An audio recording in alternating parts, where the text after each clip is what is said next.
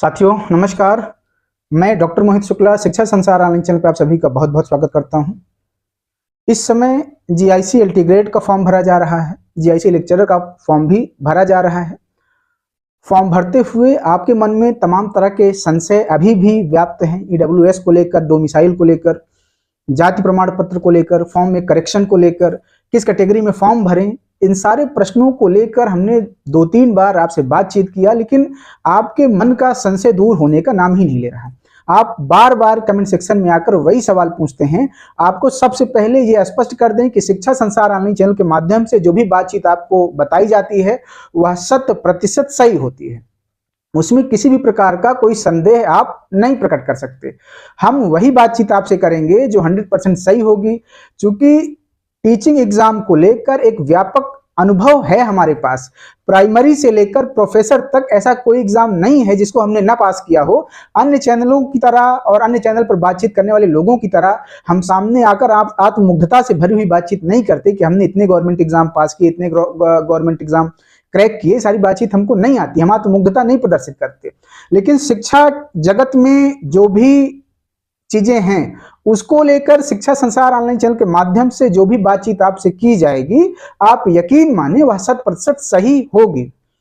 साथियों, सबसे पहले तो आपके द्वारा जो बार बार प्रश्न पूछा जा रहा है ईडब्ल्यूएस सर्टिफिकेट को लेकर, हमने बहुत सामान्य शब्दों में आपको यह बताया कि ईडब्ल्यूएस सर्टिफिकेट जिस वर्ष आप फॉर्म भर रहे हैं उसी वित्तीय वर्ष का ईडब्ल्यूएस सर्टिफिकेट मान्य होता है। अब कुछ लोग बार बार कमेंट सेक्शन में आकर बोल रहे हैं कि नहीं सर 2024 का ईडब्ल्यूएस सर्टिफिकेट लगेगा। आप अपने विवेक से सोचें कि फॉर्म आप 2025 में भर रहे हैं तो ईडब्ल्यूएस सर्टिफिकेट 2024 का नहीं मांगा जाएगा आयोग के द्वारा। आप आयोग की भाषा को नहीं समझ पा रहे हैं। अगर जिस कैंडिडेट ने नया ईडब्ल्यूएस सर्टिफिकेट बनवाया होगा नए वित्तीय वर्ष का अभी का, तो उसमें आप देखेंगे कि जो आपका आय है, जो आपकी उसकी जो डिटेल है वह पिछले साल की लिखी हुई है। मतलब अगर आप 2025 में फॉर्म ईडब्ल्यूएस का बनवा रहे हैं नया, तो उसमें जो आपकी आय की गणना है, जो आपका आय का डिटेल है, वो 2024 का मेंशन होता है। अगर आप 2024 का ईडब्ल्यूएस सर्टिफिकेट बनवाएंगे तो उसमें जो आपका आय का डिटेल रहेगा वो पिछले वित्तीय वर्ष का होगा, 2023 का होगा। इसलिए आपको बिल्कुल स्पष्ट हो जाए कि नया ईडब्ल्यूएस सर्टिफिकेट बनवाना है 2025-26, उसमें डेट लिखी रहेगी, लेकिन जो उसमें आपकी इनकम का डिटेल होगा वह 2024 का ही होगा। बिल्कुल आप स्पष्ट हो जाएं। जिन लोगों ने ईडब्ल्यूएस सर्टिफिकेट बनवाया है वो अपने ईडब्ल्यूएस सर्टिफिकेट में इस चीज की पुष्टि कर सकते हैं, देख सकते हैं कि हम सही कह रहे हैं कि गलत कह रहे हैं। डेट 2025 और 26 की है सर्टिफिकेट बनने की, निर्गत होने की, लेकिन उसमें जो आपकी आय लिखी हुई है वह 2024 की ही है। जिसके पास 2024 का ईडब्ल्यूएस सर्टिफिकेट है, आप देख लेंगे कि आपके ईडब्ल्यूएस सर्टिफिकेट में आपके पिछले वित्तीय वर्ष का आय का डिटेल होगा। आप ही विचार करें, अगर आप 2025-26 में डब्ल्यू सर्टिफिकेट बनवा रहे हैं तो अभी 2025-26 में आपकी जब कोई आय हुई ही नहीं है, आपने कुछ कमाया ही नहीं है, तो उसका डिटेल कैसे मेंशन किया जाएगा? तो आप बिल्कुल स्पष्ट हो जाएं, ईडब्ल्यूएस सर्टिफिकेट 2025-26 का बनेगा, लेकिन उसमें जो आपकी इनकम का डिटेल रहता है कि आपकी एक साल में कितनी कमाई है, सालाना आपकी कमाई कितनी है, वह पिछले वित्तीय वर्ष का दिया होता है। इसलिए आपको नया ईडब्ल्यूएस सर्टिफिकेट बनवाना है 2025-26 का। जिसने ना बनवाया हो वो बनवा ले, जिसने अगर फॉर्म में गलत भर दिया हो वो भी करेक्शन करवा लें। अभी डेट है 4 सितंबर तक एलटी ग्रेड का करेक्शन कराया जा सकता है। अब निवास को लेकर आप लोग कंफ्यूजन में रहते हैं। निवास को लेकर आपको बता दें कि निवास लाइफ टाइम वैलिड होता है, बशर्ते शर्त यह है कि वो ऑनलाइन रजिस्टर्ड होना चाहिए। उसकी आप जांच कर लें कि ऑनलाइन आपका निवास रजिस्टर्ड है कि नहीं। अगर आपका ऑनलाइन रजिस्टर्ड है निवास तो आपको निवास नया बनवाने की जरूरत नहीं है। जो निवास आपने पिछले दिनों बनवाया है वो पूरी तरह से वैलिड है। अगर किसी को कास्ट सर्टिफिकेट 3 साल का ही मान्य होता है, उसके पहले का कास्ट सर्टिफिकेट मान्य नहीं होता, तो आप 3 साल के पहले का आपका कास्ट सर्टिफिकेट नहीं होना चाहिए। आप भी उसकी पुष्टि कर लें कि ऑनलाइन आपका कास्ट सर्टिफिकेट रजिस्टर्ड है कि नहीं। यहां पर ध्यान देने योग्य बात यह है कि जो जाति प्रमाण पत्र है वह पिता पक्ष से बनना है और जो निवास प्रमाण पत्र है वह पति के पक्ष से बनना है। क्योंकि शादी के पश्चात आपका निवास बदल जाता है, तो आपका निवास आपके पति से निर्धारित होता है और आपकी जाति आपके पिता से निर्धारित होती है। इस चीज को आपको ध्यान रखना है। तो आप जाति प्रमाण पत्र पिता के पक्ष से बनवाएंगे और निवास प्रमाण पत्र आप पति के पक्ष से बनवाएंगे। इसके अलावा फॉर्म में बार बार पूछते सर हमारे फॉर्म में स्पेलिंग मिस्टेक हो गई, हमने रोल नंबर गलत भर दिया, हमने ये गलत कर दिया, तो आपको बता दें कि आप फॉर्म जब भर रहे हैं अगर उसमें आपने किसी भी प्रकार की कोई मिस्टेक हो गई है, किसी भी प्रकार की कोई त्रुटि हो गई है, तो बिल्कुल तनाव ना लें।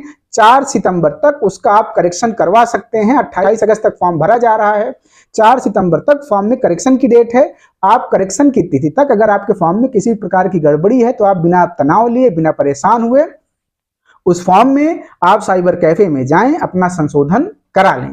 संशोधन किसी भी प्रकार का किया जा सकता है। अगर आपने फॉर्म भर दिया है, किसी भी प्रकार का कोई सर्टिफिकेट ऐसा है जो आपने फॉर्म में मेंशन किया है लेकिन अभी आपके पास नहीं है, तो फॉर्म भरने की अंतिम तारीख तक या करेक्शन की अंतिम तारीख तक 28 अगस्त या 4 सितंबर तक आप अपने उन सर्टिफिकेट को तैयार कर लें, बनवा लें। किसी भी प्रकार की कोई टेंशन या तनाव की बात नहीं है। आप लोग उसी बात को बार बार पूछते हैं कि सर ऐसा हो गया, ये करेक्शन हो गया है, अब सर क्या करें? तो आपको परेशान होने की जरूरत नहीं है। लोक सेवा आयोग के द्वारा आपको अपने आवेदन फॉर्म में करेक्शन की तिथि दी गई है, 4 सितंबर तक आप करेक्शन करवा सकते हैं।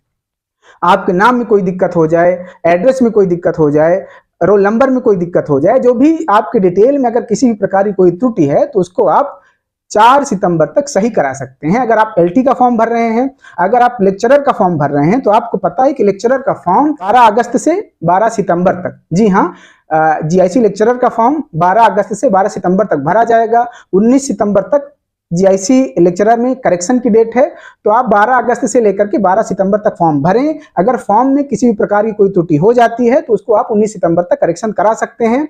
ईडब्ल्यूएस सर्टिफिकेट, निवास प्रमाण पत्र, जाति प्रमाण पत्र, ये सारी चीजें एलटी ग्रेड और लेक्चरर ग्रेड में एक ही प्रकार की लगेंगी। इसको भी लेकर के आपको किसी भी प्रकार का कोई संशय अपने मन में नहीं पालना।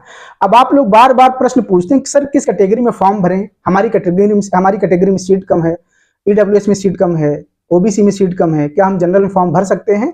आपको हम एक बार बिल्कुल स्पष्ट तरीके से ये बता दे रहे हैं कि आप अगर अगर आप इस ईडब्ल्यूएस कैटेगरी में फॉर्म भरते हैं, ईडब्ल्यूएस सर्टिफिकेट मेंशन करते हैं, ईडब्ल्यूएस कैटेगरी में फॉर्म भरते हैं, तो आपको जनरल की सीटें भी मिलेंगी, ईडब्ल्यूएस में भी जो सीटें निर्धारित हैं वो भी आपको मिलेंगी। इसलिए आप अपनी कैटेगरी में ही फॉर्म भरें।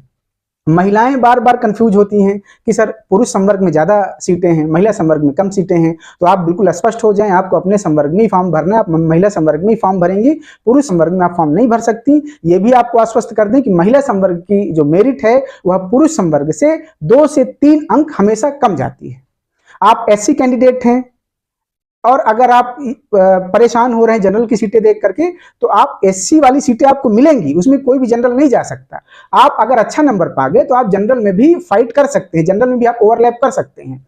बशर्ते ये है कि प्रीलिम्स एग्जाम में जब आप प्रीलिम्स एग्जाम देंगे तो आपको अपनी कैटेगरी में ही क्वालिफाई करना पड़ेगा। तो बहुत संभव है अगर ईडब्ल्यूएस में आवेदन ज्यादा हो गए हैं तो जनरल की तुलना में 1-2 नंबर ईडब्ल्यूएस में मेरिट ज्यादा जा सकती है प्रीलिम्स में। लेकिन जब आप मेंस एग्जाम देंगे, फाइनल जब आपकी चयन की सूची बनेगी, तो उसमें आपको आपके आरक्षण का लाभ मिलेगा। आपके लिए जनरल वाली भी सीटें होंगी और आपके अपने कैटेगरी की भी सीटें होंगी, चाहे आप ईडब्ल्यूएस में हो, चाहे आप ओबीसी में हो, चाहे आप एससी में हो। आप जिस किसी कैटेगरी में हैं, आपको अपनी कैटेगरी की सीटें सुरक्षित रूप से मिलेंगी। जनरल में भी अगर आप बेहतर करेंगे तो आप फाइट कर सकते हैं। साथियों, हमें उम्मीद है कि आपका ये डाउट अब क्लियर होगा। आप निश्चिंत होकर के जीआईसी एलटी ग्रेड और जीआईसी लेक्चरर का फॉर्म भर सकते हैं।